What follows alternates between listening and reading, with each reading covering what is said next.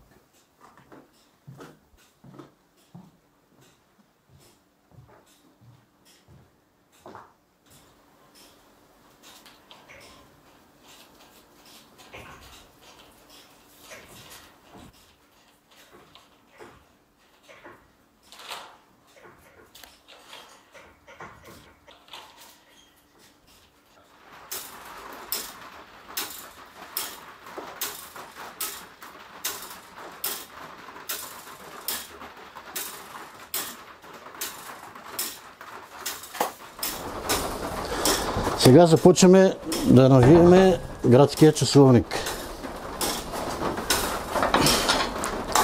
който се състои от две части. Самия механизъм е разделен на две части. Тази част в момента, която навивам, е за самата камбана, а другата част е за секундарника и стрелките.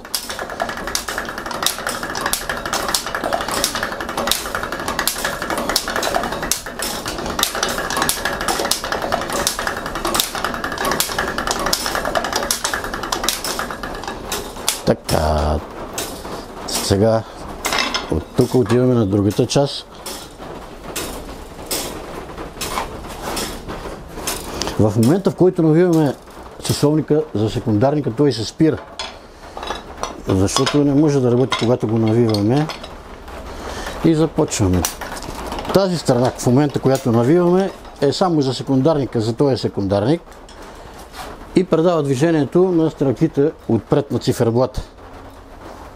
Ето тук чрез този лост, тази лостова система предава движението на стрелките отпред. Така, това е така се навива, в който го навили, го пускаме да работи. Но има моменти, когато е с 2 минути или 3 минути напред. Ако е напред, спираме го. Спираме го самия механизъм.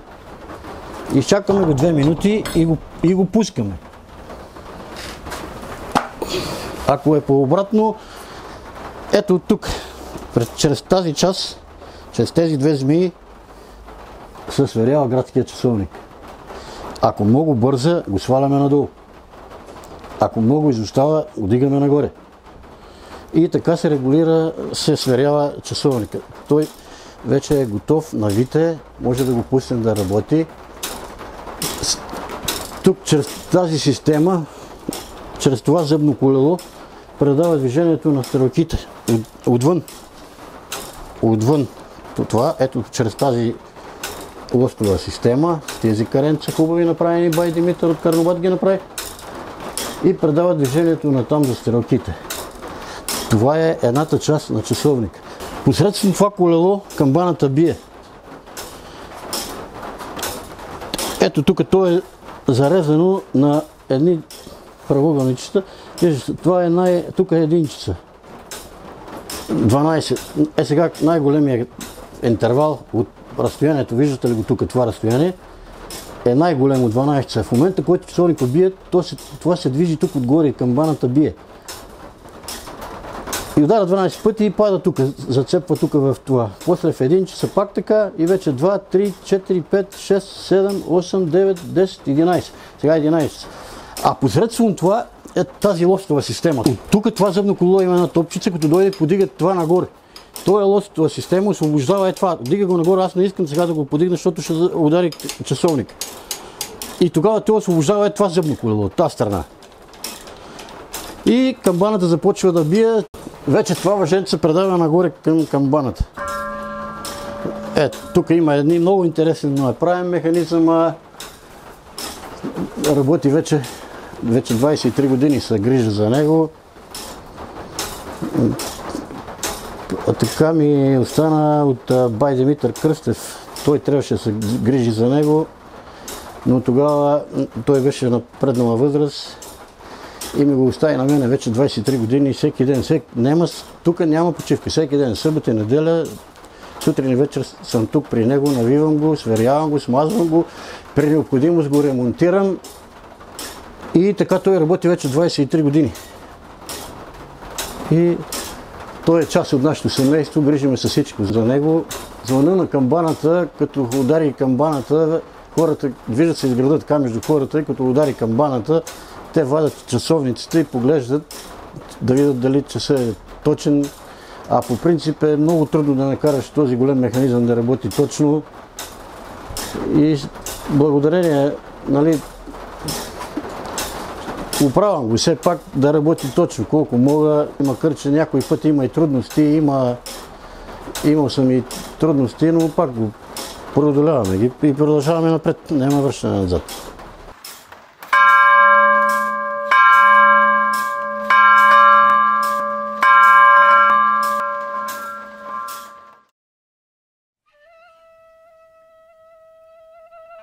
О, неразумни и юроде! Поради що се срамиш да се наречеш българин? Или не са имали българи царство и господарство? Ти, българино, не прелщай се. Знай свой род и язик.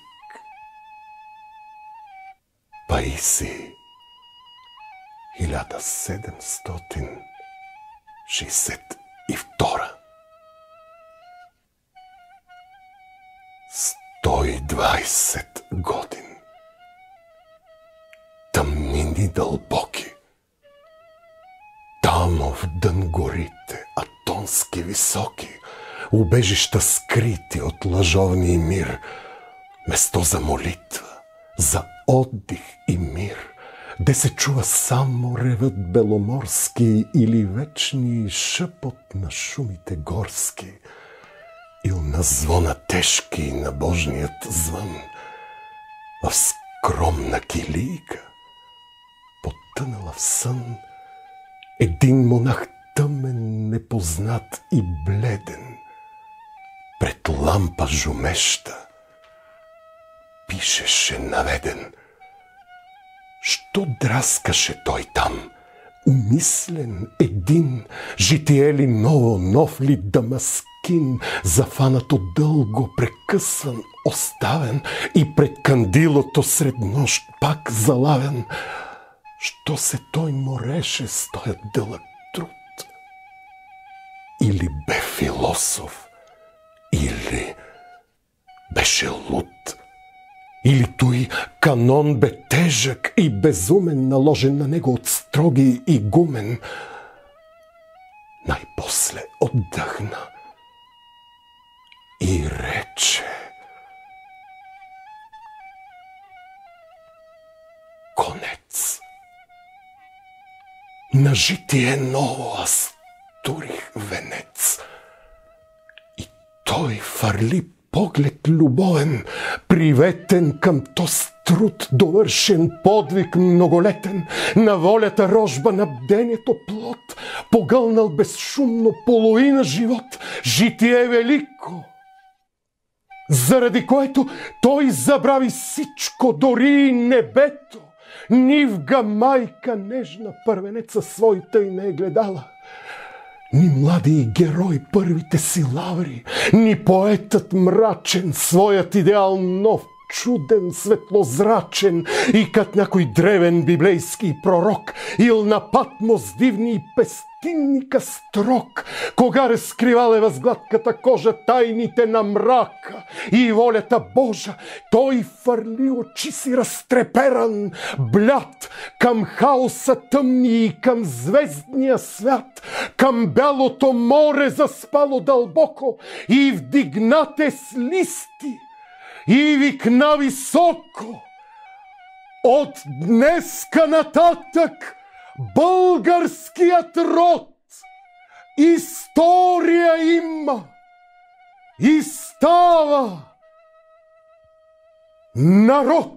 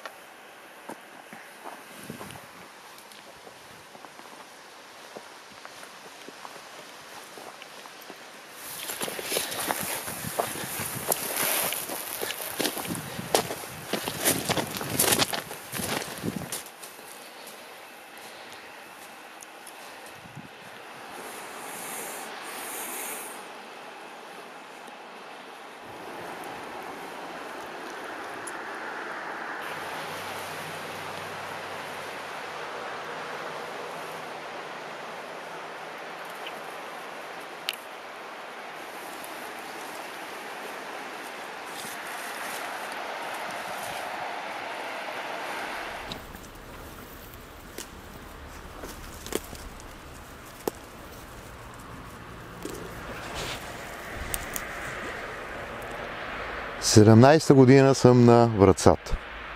Извършвам проучванията от 2007 година. Радвам се, че имам възможност да кажа няколко думи за самите проучвания и да споделя нещо, което винаги ме е вълнувало. 17 години се проучва ранно-византийската църква в местността Градище до прохода Врацата. Радвам се, че имах тази възможност да открия един от ранните християнски храмове в нашия край, най-вече във Враца, който свидетелства за проникването на християнската идея, на християнството в рамките на северо-западна България. Искрено се надявам, че и този археологически сезон ще продължа проучването в прохода Врацата, защото най-значимото мое откритие е точно разкопките на прохода Врацата и ранно-византийската църква. Искрено се надявам и в следното, че след години, когато така остарея, ще има човек, който да се изправи, който да продължи делото, което е много важно за град Враца. Според мен, град Враца е чудесен град и той има бъдеще. И неговото бъдеще е пряко, ама пряко свързано с прохода Врацата, с проучването на този ранно християнски храм.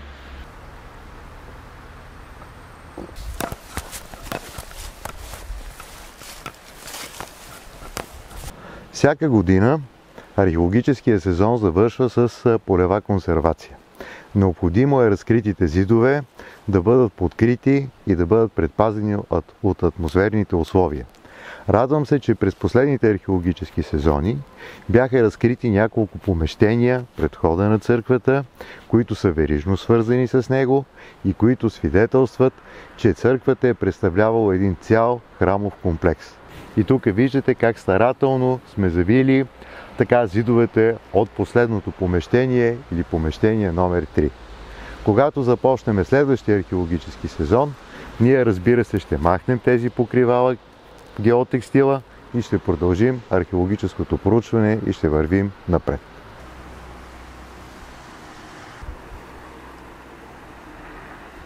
Когато дойдех 2007 година, видях тази част от крепостната стена. След това, по време на хода на самото проучване, беше разкрита голяма част от крепостната система, която е съществувала през средновековието. Тя е символ на последните врачани, отбранители по времето на феодализма, които са спрели нашествениците и е пряко свързана с легендата за Радан Войвода. Археологията е моят свят и моят живот. Ли не е нашето поколение навред застой, убийствен мраз, ни топъл луч, ни вдъхновение не пада върху нас. Къде вървим, не мислим твърде. Посока няма в нашия път. Спокойно бият тесни гърди, кога от злоба не кипят. Стресни се. Племе закъсняло. Живееш ли, мреш ли, ти не знаеш. След теб потомство иде цяло, какво ще да му завещаеш?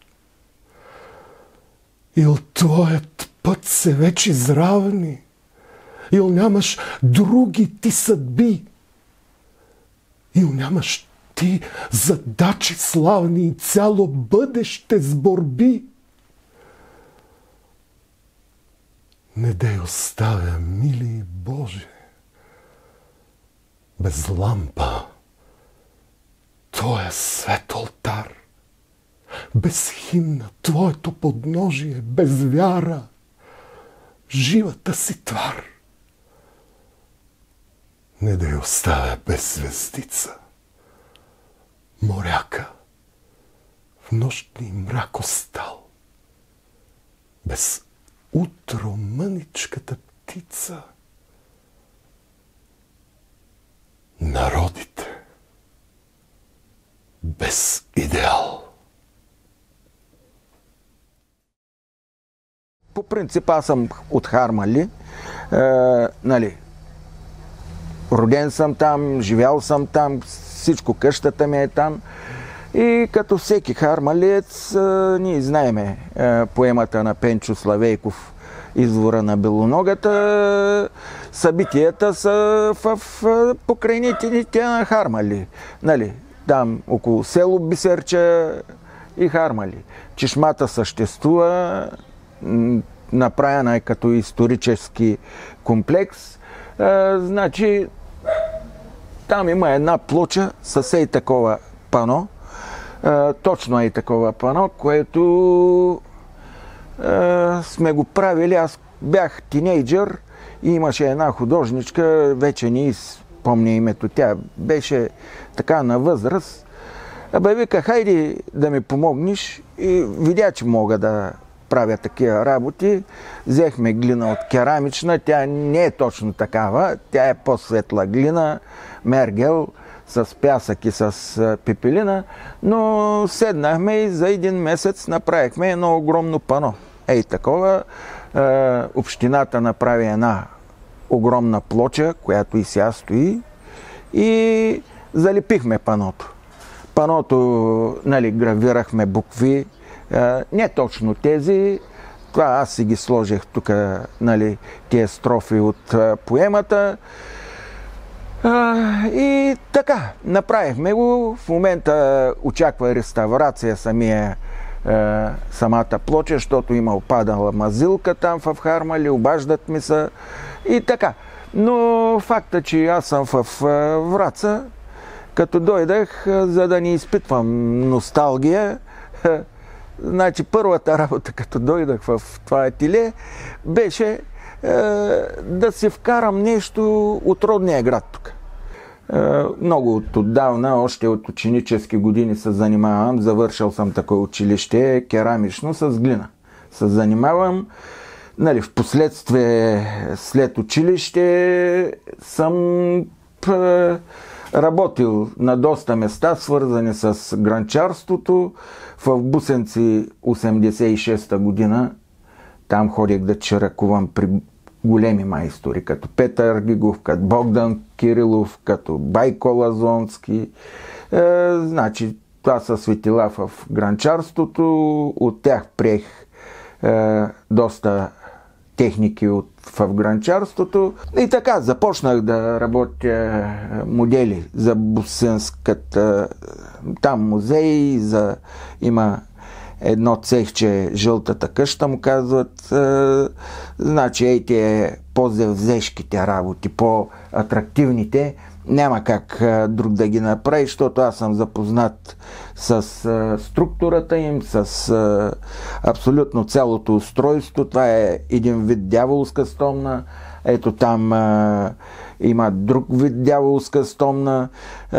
Те са доста видове дяволски стомни и просто не знаеш, казваме дяволска стомна, защото шейтанка, защото не се знае точно откъде можеш да пиеш. Разбира се, майстора си го знае. Така, от 6 години съм във Враца, тук в етнографския комплекс. Значи, направих сдружение на майсторите, мислех най-напред северо-западна България, но в последствие се оказа, че има много кандидати от цяла България, добри майстори, стари, които са били в старата задруга. И сега сме вече 35 човека. Значи, по принцип, тук се работя антична керамика, бусенска, битова керамика. Ето, откакто съм дошъл 6 години, аз правя купичките и чашите на фестивала на Северняшка сватба на Леденика, който е ежегоден. Там бройките са по 1500, та общо 3000 бройки чашки и панички, които след това хората, които са седнали на мисалите, си ги взимат, подаряват им се. И точно от тази цел на другата година пак трябва да ги правя. Така, тук глина я махаме. Така. Трябва с удар да се залепи. И вече първата работа – центроването. Използва се центробежната сила.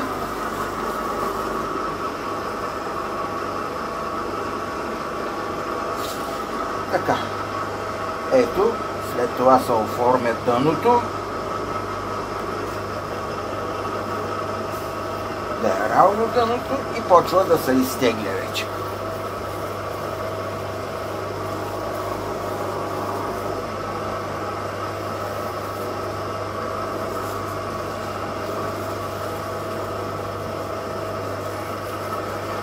Ето, когато има въздух, веднага си проличава, но който си е с практика, си го оправя.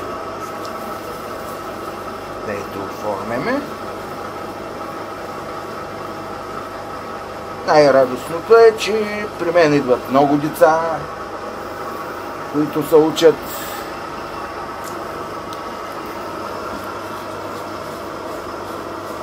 Ето, предмета трябва, цилиндъра трябва да се изтъни.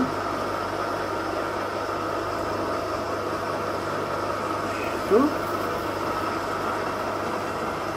Отгоре ние му викаме това чумбер. трябва да се направи.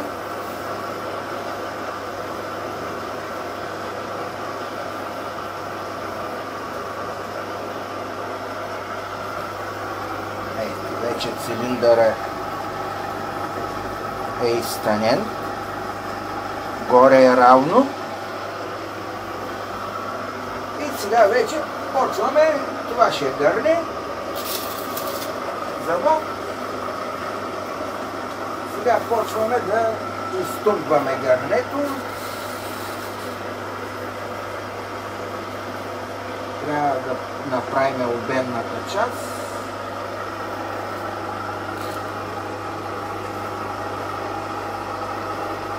Ето, тая ламаринка, гранчарите и викаме бучило. С нея отвънка, отвътре изтумбяме.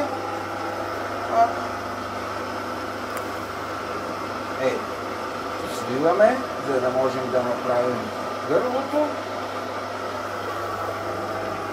И вече трябва да направим, както казваме, чумбера. Ето, той трябва да е така направен, че да може да ляга капаче върху него. Вече в последствие утре, като поизсъхне самия предмет, тогава му се лепи дръжката, защото дръжката е по-малка, по-бързо съхне и ако е прясна, създава съпротивление, обратно съпротивление и пука. Така. Ей, това казанче, аз съм го правил, това е демонстративно казанче, но вари ракия. Значи, на лединика сме варили ракийка. Просто да покажем на хората как са варили в керамични. На Охуден, на Слънцето на Тодорка сме варили. Действащо казанче, значи, най-особеното нещо е лулата. Най-особено нещо е лулата. Ето там оригинален казан бусенски, който е голям. Нали, те тогава са ги правили по 100 литра. А моето е така, според материала, 2 литра ракия вади. Колкото хората да видят, че действително е възможно, как са правили едно време. Ами, значи, това е общо взето за мен. Цял живот с керамиката, цял живот с гранчарството. Горе-долу всички мечти, които са в сферата на гранчарството, съм ги постигнал. Остана една последна, да мога да направя един майсторски пленер тук. Нали, не само гранчарски пленер, майсторски пленер, да може тук да се събереме най-добрите майстори в България, независимо ковачи, медникари, купаничари, дърворезбари и да направим един пленер. Да сме живи и здрави, до година това ще ми е целта. И тук още една мечта, която ще я сбъднем, сигурен съм, да направим няколко къта, с които да показваме занаяти, които вече са много рядки. Ето както сега ще искам да ще пусна молба да направим ковашки кът, който да може да показва на децата как се е ковало, защото кованото желязо сега в момента едва ли някой знае как се работи. Това е голямо стълък, дето викаме за един майстор и ще го направим. Няма как. Щом сме се хванали, ще го направим. Език свещен на моите деди. Език на мъки. Стонове вековни. Език на тая, дето ни роди за радостне. за ядове отровни. Език прекрасен. Кой те не руга и кой те пощади от хулигатки? Слушал ли се е някой досега в мелодията на твоите звуци сладки? Разбрали някой колко хубост? Мощ се крие в речта ти гъвка, звънлива, от руини тонове, какъв разкош, какъв размах и изразитост жива. Не, ти падна под общия позор, охулен, опетнен с думи кални, и чуждите и нашите в хор отрекоха те. О, език страдални!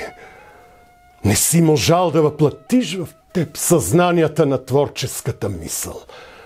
И не за песен геният ти слеп, за груб братвещ те само бил орисал. Той слушам се. От как съм на света. Сето и ругателство ужасно модно, се тоя отклик ниска клевета, що слетя всичко мило нам и родно.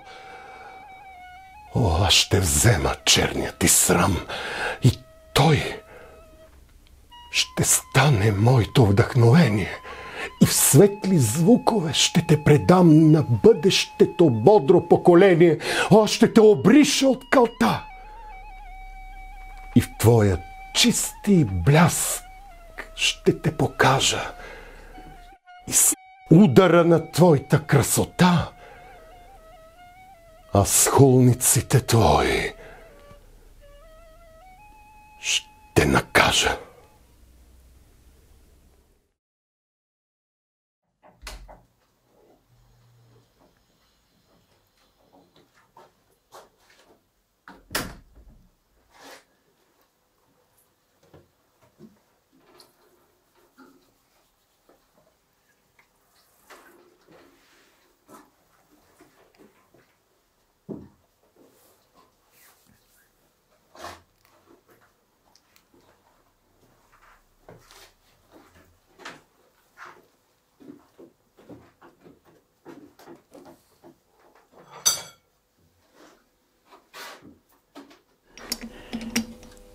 Сега ще направим едно болче. Тук.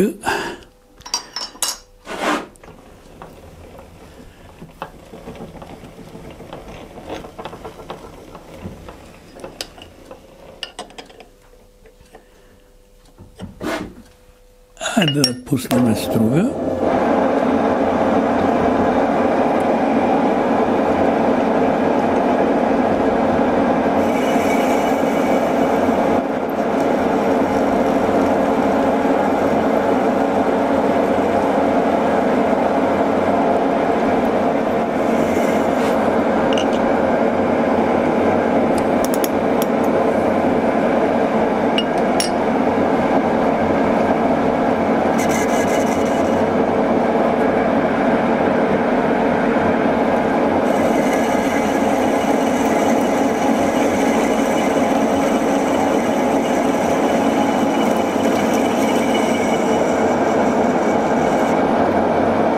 Сега струга е правен от мене частично, защото когато ми събориха работилницата, в която съм научил занаят, всички машини отидоха на вторични суровини и аз тук имах едно малко струкче, с което намерих от Криводола имаше един завод, изхвърлени тяло и крака и след това съм правил леярски модели за супорта, за задното седло. Тия съм ги купил от вторични суровини. Общо взето съм го събрал и 35 години работя с този струк. Вече и той работи точно и съм доволен. Това прави резба, която е със стъпка 1 мм и половина.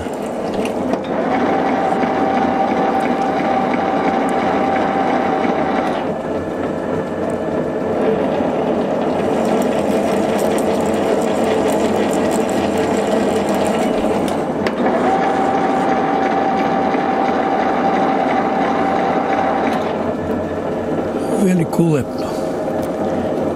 Завива се гайката.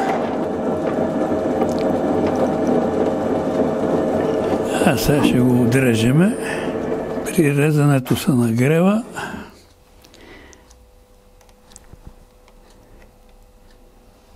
Ето болчето.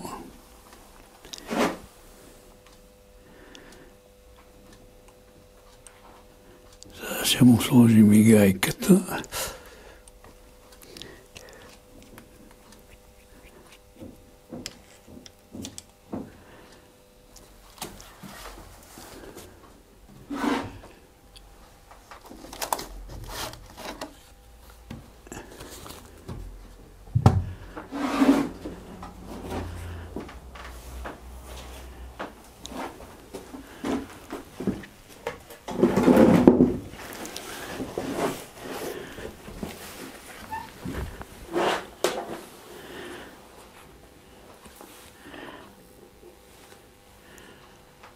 На тази снимка се вижда Куртпашовата кула, която, както личи, тук е разрушена, част от нея.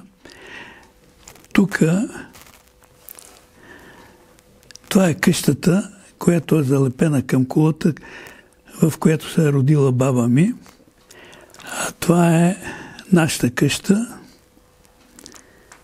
Ето тук, която дедо ми, когато се жени за нея, я построява и тя е готова в 1900 година. Понеже в която къща съм се родил аз. В днешно време на местото на тая къща е построен на музея, по-специално картинната галерия. Родил съм се във Враца през 1935 година. Както казах, на това место, в родната къща, защото тогава не е имало родилен дом. Завършил съм висше образование машинно инженерство, обаче в нашия парцел имаше и работилница, механична работилница, която баща ми е основал през 1927 година. И тя се занимаваше, имаше машини, и тя се занимаваше с ремонт на машини и направа на нови изделия. Аз от малък съм проявил много голям интерес към машините и те ме качваха като малък на едно столче да подавам стружка на пристъргането на струга и това много ме радваше. И така постепенно стана, че започнах да усвоявам занаята от много малък. На 14 години бях, когато си спомням, за първи път изкарах пари от работа на полковник, на генерал Луков, тъща му, ме помоли да поправя един електрически котлон с открит реотан. Бяха изгорели буксите и аз направих нови. Сглобих го, пробвахме го, тя остана много доволна и ме попита колко пари. Аз казах, че татко ми не е казал за пари и тя ми даде една 20-левка и аз я нося в къщи на баща ми, към пишия тук в тефтера за приходи. Той казва, айде, с те първите пари ще си купиш сладолед, после парите другите ще ги пишеме тук. То така стана, че аз бех ученик в гимназията, когато баща ми го изпратиха в Белене на лагер и 2 години там стоя. И аз преди обед ходех на училище, всичко пишех, каквото говореха учителите, водех записки, за да мога бързо да научавам уроците, а след обед отивах в работилницата, където с чичо ми работехме по ремонта на машините на кълъпената фабрика 2 юни. И така издържах семейството. Имах една сестра, Бог да я прости, тя сутрин ме дигаше в 5 часа да ме изпитва уроците, за да, като отида на училище да бъда готов там.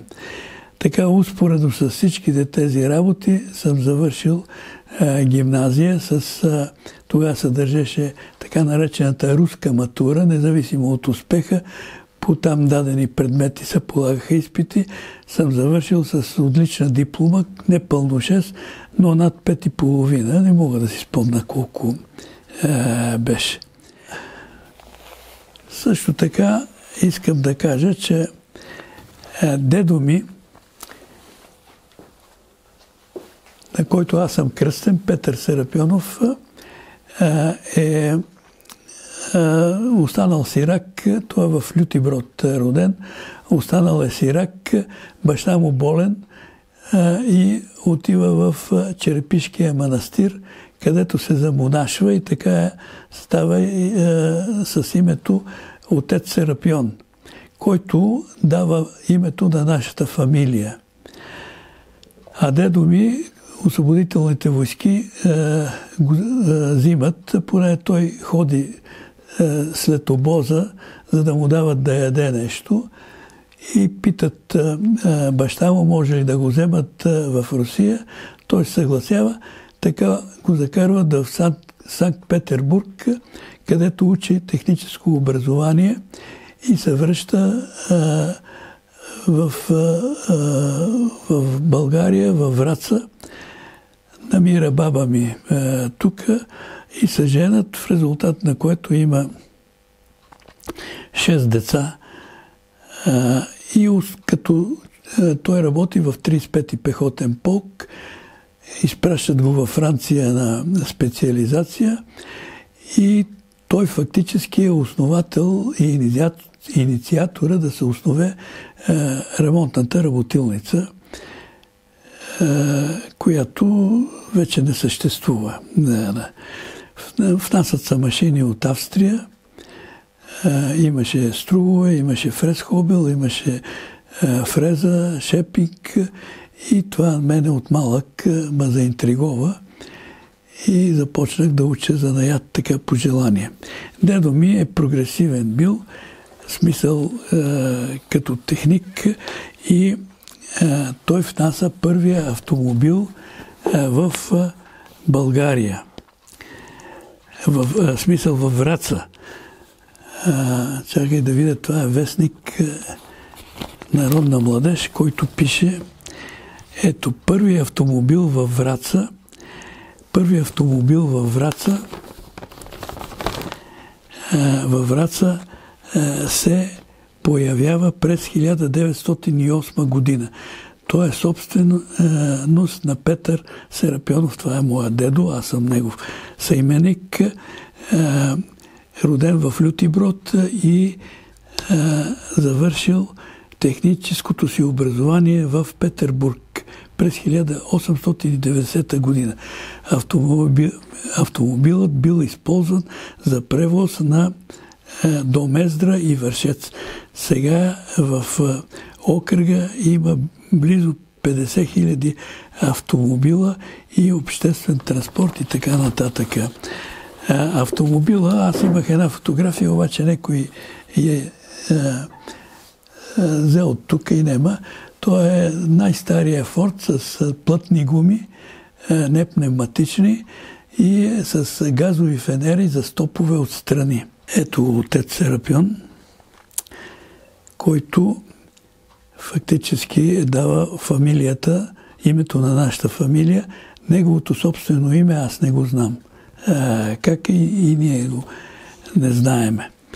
За него пише в един разказ Алеко Константинов, който пътува в линията по дефилето, когато е пусната и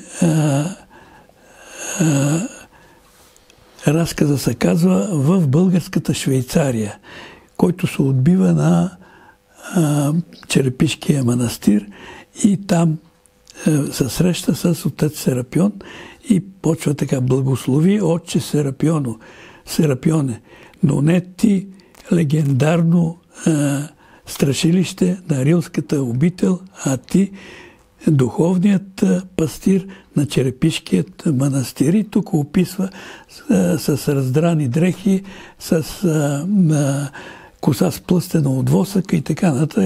Разказът е известен. Това е на баща ми брат Чичо ми Кирил Серапионов. Той е и мой кръстник, който е основател на Коларо-столарското училище във Враца през 1934 година, завършил в Мюнхен и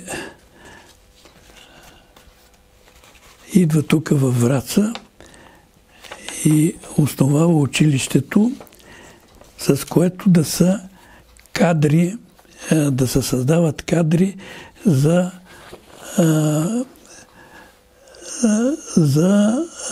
строеж на автомобилни карусерии на рейсове, които по това време са се правили дървени и облицоване с ламарина. Това е едно писмо. Той умира в 1943 година и това писмо е Министерство на търговията, промишлеността и труда чрез Цветко Серапионов до семейство Серапионови. Така пише тук. И пише така. Отделението за търговско и промишлено образование, за да увековечи паметта на покойния Кирил Петров Серапионов, предвид на особените му заслуги като бивш директор, основател и организатор на държавно практическо коларо-столарско училище в град Враца, със специален доклад помоли господин министъра на търговията, промишлеността и труда да разреши поменатото училище да носи неговото име. Господин министъра даде съгласието си и с заповед номер 524 от 14.3.1940 година Държавното практически коларо и столарско училище в град Враца се преименува на Държавно промишлено училище Кирил Петров Серапионов в град Враца. След 1944 година неговото име е заличено и училището се казва Никола Йонков Вапцаров, който никога не е идвал във Враца. И в настоящия момент техникума по металомеханообработка има нова сграда и аз бих призовал учителите да обучават учениците, не да работят с, успоредно и с това може, с интернет компютри, а да ги обучават и на занаят, защото нашите занаяти замират по простата причина, че няма хора. Това е баща ми, Цветко Серапионов, който е роден в 1899 година и е починал в 1983 година. Това е фотография на нашата къща, която е съборена 1974 година, а е построена в 1900 година. 20 години е била етажите, са били учреждения под наем, за да може да се изплаща заема, който дедо ми е взел от държавата. И по думите на баща ми, заема е бил в 20 000 златни монети.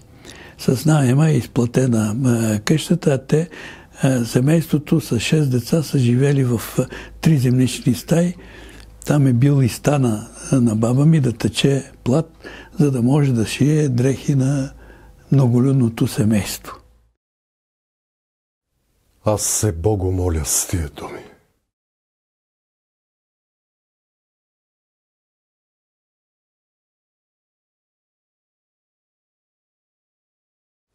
Боже, Светородче, що създаде видим свят и дивен свят невидим. Господ дух прати ми ти в сърцето, да ме лъхне с пламенното слово. Ето в прави път да тръгнат всички, живи в Твоята заповед пречиста. Знам, законът Твой е жив светилник и в пътеки светлина нетленна към евангелския дар възжаждан, литна днес и племето славянско милостта на кръста Твой да търси, но на мене, който моли помощ, Отче, Сине и пресвети душе, просещ Твоето мощно слово, дай ми ръце вдигам да получа мъдрост, сила, що обилно от небето Ти даряваш на вси живи твари. Упази ме Ти от горда злоба фараонска, изцели ме, дай ми херовимска сила, шестокрила царю на царете, да опиша чудесата Твои вдъхновено, шествайки отново в пътя славен, що учителите двама вечно юни начертаха, да направя явно Твоето слово за народа на Светата Троица прослава. Всяка възраст не хвала въздава и народът мой Отца и Син и Светия Дух възвеличава днес во век веков и до амина.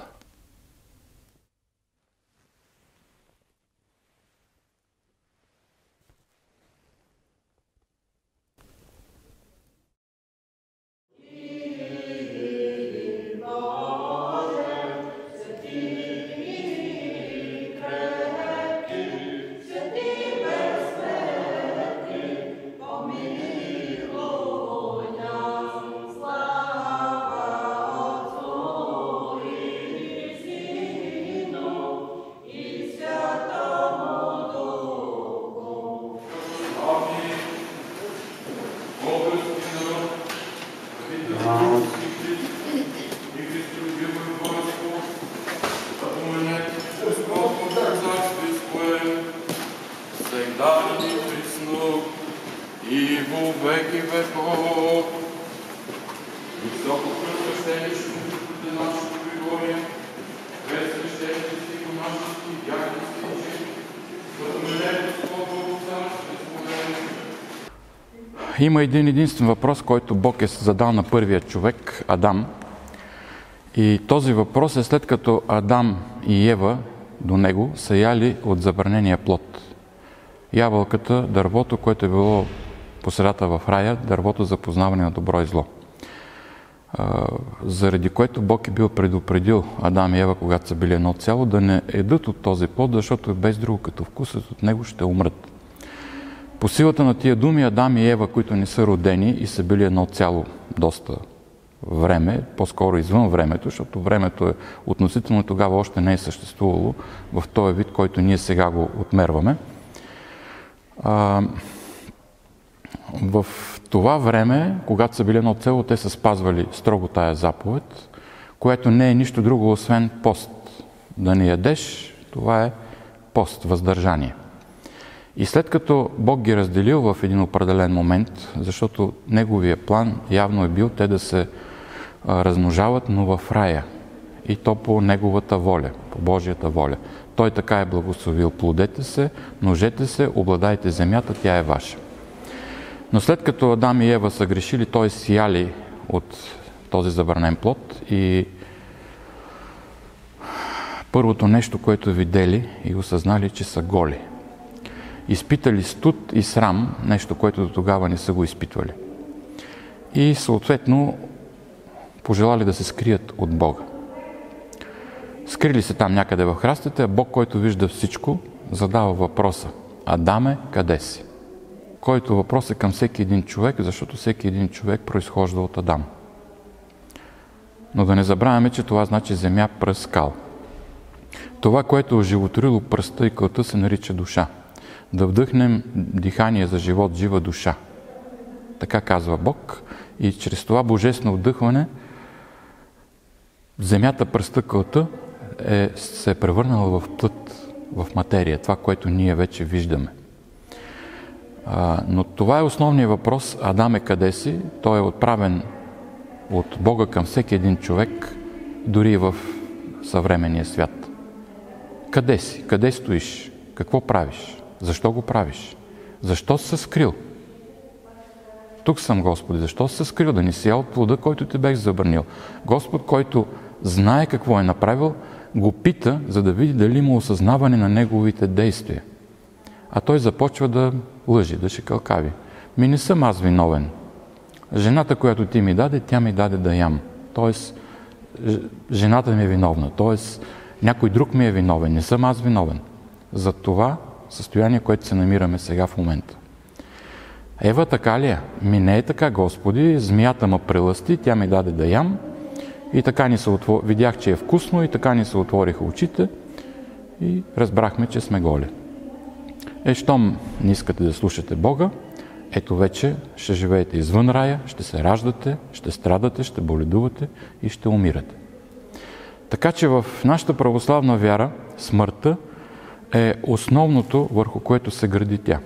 Въведение Богородично е един от 12-те големи господски и богородични празници, в който Божието семейство, боговците праведни Йоаким и Яна, са, получавайки дар от Бога на старини, на 68 години, света Ана е родила Божията майка, света Дева Мария, и според преданието, зачатието, Бог им е дал тази рожба, но те е трябвало да я върнат на Бога. Ано, твоите молитви и сълзи са стигнали до Бога, Бог ще ви даде с Йоаким дъщеря, но вие трябва да я посветите на Бога. И тя, като навършила 3 годишна възраст, някъде след това е била заведена от своите родители в Соломоновия храм и оставена там. От 3 до 18 години тя се е готвила за това велико дело, да съвмести в утробата си несъвместимия, да роди Синът Божий. Нека да не забравяме не само раждането, но кръщението на Господ Исус Христос, Неговата проповед. За 3 години и половина Той със своята проповед, освен че върши и прави много чудеса, Той основа църквата Христова върху себе си, с благодатните таинства, които са в нея. И затова ние, които се преживяваме не само този празник Въведение Богородично, но и очакваме Рождество Христово.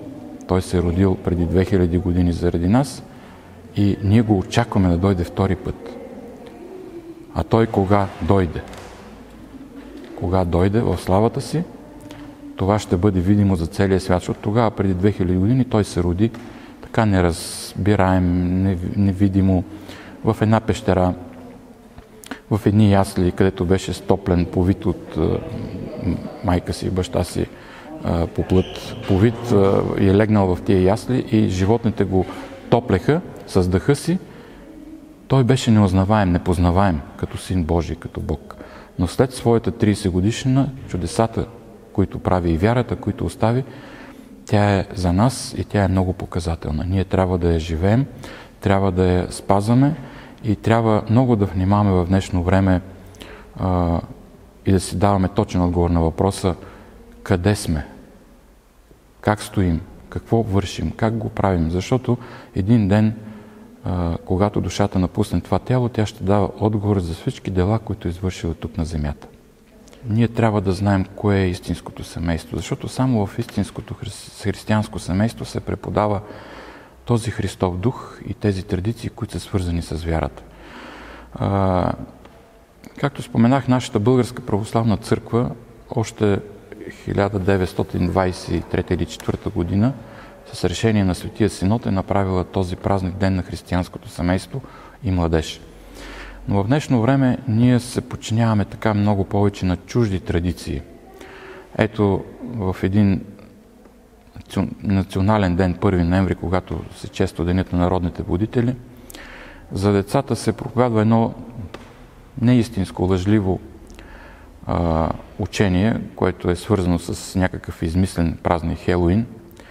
Децата ги виждаме по улиците как ходят променени външно, как се държат не като деца.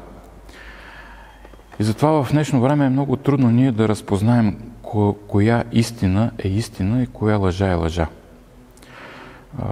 Няма как да го разберем, ако нямаме вяра. Ако не положим усилие да се опитаме да разберем вярата. И не само да я разберем, но трябва и да я живеем.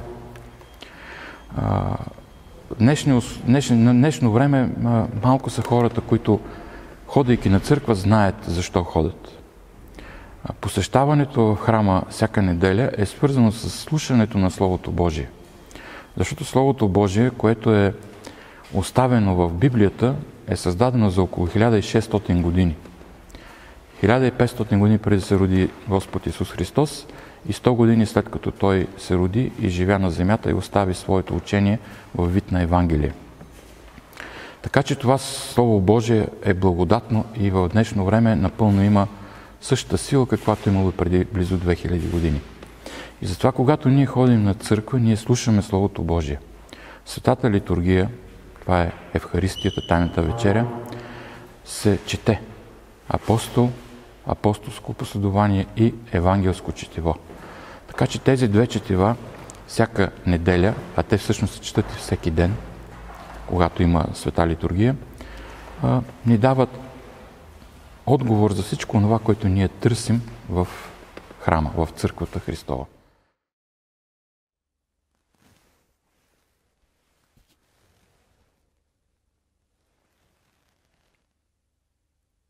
Господи Боже мой, който си създал всички ангелски чинове и безплътни сили, който си разперил небето и основал земята и всичко, що съществува, си привел от небитие в битие, който винаги слушаш онези, които изпълняват волята ти и се боят от тебе и спазват заповедите ти. Чуй моята молитва и запази вярното си стадо, при което беше оставил на служба мене, неспособния и недостоен твой раб. Избави го от безбожната и поганска злоба на тези, които те хулят. Погуби триезичната ерес и направи много да порасне църквата ти. Обедини всички в единодушие и създай изредни люде, които да мислят еднакво за твоята истинска вяра и право изповедание и вдъхни в сърцата им словото на осиновението си. Ако си приел нас, недостойните, да проповядваме Евангелието на Твоя Христос, които залягаме в добри дела и които вършим угодно за Тебе, Твой дар е, който ни беше предал като Твой, предаваме на Тебе. Вкарвай ги в ред с крепката си десница и ги покрий с покрова на крилете си, да всички да хвалят и славят името Ти. Отца, Сина и Светия Дух. Амин.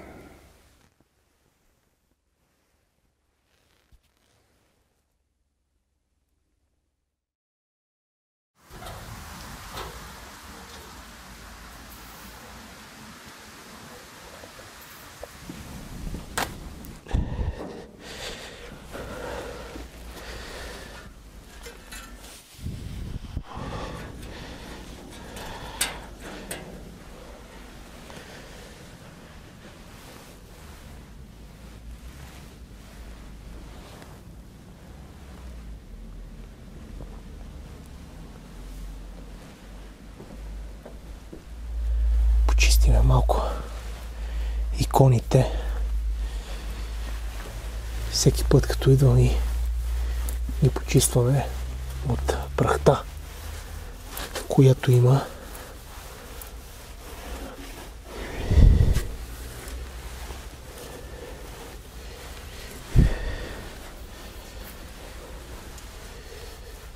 Това е иконата на Свети Йоан, кръстител Божий. Кръстил нашия Бог Исус Христос в река Йордан, изпратен от нашия Отец, за да може да ни покаже правата вяра, Христовата, Божия вяра.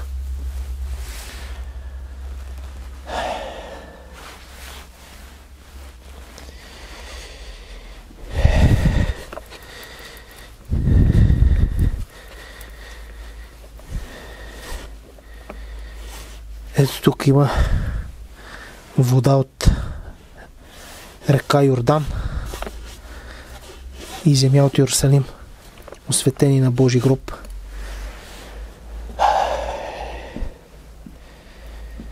Свети Георги, Свети Георги Победоносец. Много хубаво се получи. В храма беше камъка и влезе иконата на Свети Георги.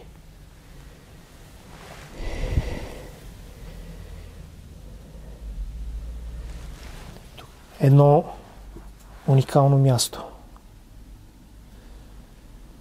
Когато влязох 2015, си спомням, това, което видях тук, беше ужасно. Имаше боклуци, беше превърнато в тоалетна. Сборище на наркомани.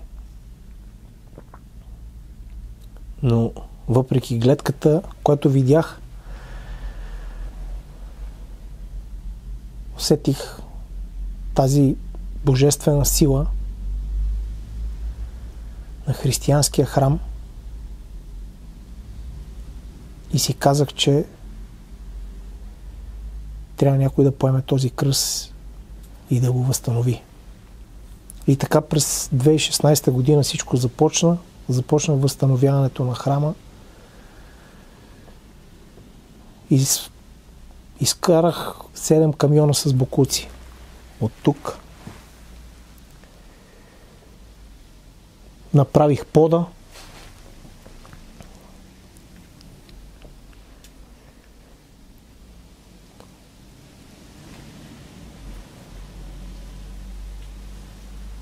Имаме свещник, икони.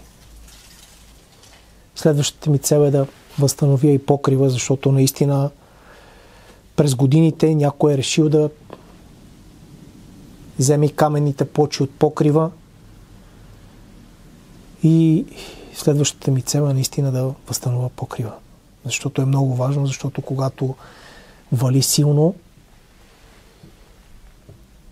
просмуква вода.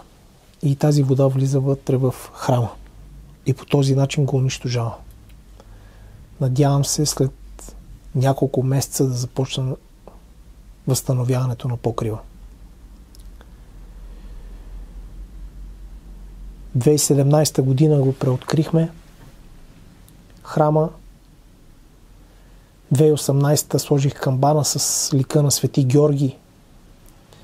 Защото храма е построен в края на 16-ти, началото на 17 век от врачанина боляр Георги по заръка на негова дъщеря, която се жени за богат турчин в Цариград. И със сълзи на очи моли баща си да построят храм, в който да се молят за нейния грях, че е прияла друга вяра. И точно сълзите на очи подсказва, че не е по нейно желание отведена насилствено. И тогава боляр Георги построя храма в двора си.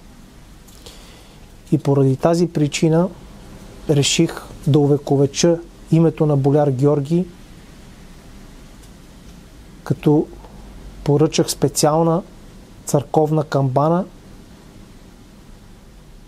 с лика на Свети Георги, за да увековечим неговото име. Щастлив съм, Вече 7 години от моя живот поддържам храма и се грижа за него. Просто го чувствам като част от себе си. И съм много щастлив, че се възстанови християнската история на нашия град. В храма се казва, че е проповядвал свети Софроний Врачански, когато е бил във Враца. Това пише и на каменната плоча, която е пред храма, сложена през лятото на 1943 година от врачанина Петър Бучински, който също като мен го възстановява, но след промените 1944 година храма е занемарен. Пален е през годините, всички стенописи са унищожени, но съм много щастлив, че този храм се възобнови и с подкрепата на мои приятели, моето семейство, той е достъпен за всички гости и жители на град Враца. Ние всички трябва да пазим историята си, за да може да градим бъдещето си. Защото християнската вяра ни е правила силни през тежките векове на робство. И ние като наследници на предците си, които са изповядвали тази вяра, да я продължим и да надграждаме. Защото вярата Божия е най-силното нещо в света. И ние трябва да се уповаваме на нея. Както се грижа и за самата църква, така се грижа и за пространството около църквата и по-точно тези гробове, които виждаме. В нея са погребани едни изключителни врачани. Мога да цитирам някой от тях, като Христан Чоматов, един изключителен благодетел на нашия град Враца, който дарява пещера Леденика и цялото пространство около пещера Леденика през 1923 година на всички врачани, на всички гости на нашия град да се любуват на тези красоти. Мито Цветков Бакалбашийски, един изключителен човек, който е бил в четата на Христо Ботйов. В неговата родна къща също така се и учредява Централния революционен комитет на Враца. Така че това са изключителни хора, които тленните им останки лежат тук в двора на Болярската църква Свети Никола и голямата църква Свети Николай. Нещо интересно за Болярската църква, което искам да кажа, е, че дядо Паисий, врачанския митрополит на град Враца, когато преоткриват 1943 година подземната църква, и той тогава казва: когато се построи голямата църква Свети Николай през 1867 година, малката Свети Никола лежи като майка до нея. Това са едни изключителни думи, които ме накарат да настръхна, защото наистина нашия град Враца има изключителна история, за която се гордея и дано да я пазиме и поколенията, които идват. Жив е той. Жив е. Там на Балкана. Потънал в кърви лежи пъшка. Юнак с дълбока на гърди рана. Юнак в младост и в сила мъжка. На една страна захвърлил пушка, на друга сабя, на две строшена, очи тъмнеят, глава се люшка, уста проклинат цяла вселена. Лежи юнакът, а на небето слънцето спряно сърдито пече. Жетварка пее нейде в полето и кръвта още по-силно тече. Жетва е сега. Пейте робините с тъжни песни, грей и ти слънце в таз робска земя, ще да загине и той е юнак. Но млъкни сърце, то с който падне в бой за свобода, той не умира. Него жалеят земя и небо, звяр и природа. И певци песни за него пеят. Денем му сянка пази орлица, и вълк му кротко раната ближе. Над него сокол юнашка птица, и тя се за брат, за юнак грижи. Настане вечер. Месец изгрее. Звезди обсипят сводът небесен, гора зашуми, вятър повее, Балканът пее хайдушка песен и самодиви в бяла премяна, чудни, прекрасни, песен поемнат. Тихо нагазят трева зелена и при юнакът дойдат та седнат. Една му с билки раната върже, друга го пръсне с вода студена, третя го в уста целуне бърже. А той я гледа мила, засмена. Кажи ми, сестро, де Караджата? Де е и моята вярна дружина? Кажи ми, пък ми вземи душата, аз искам, сестро, тук да загина.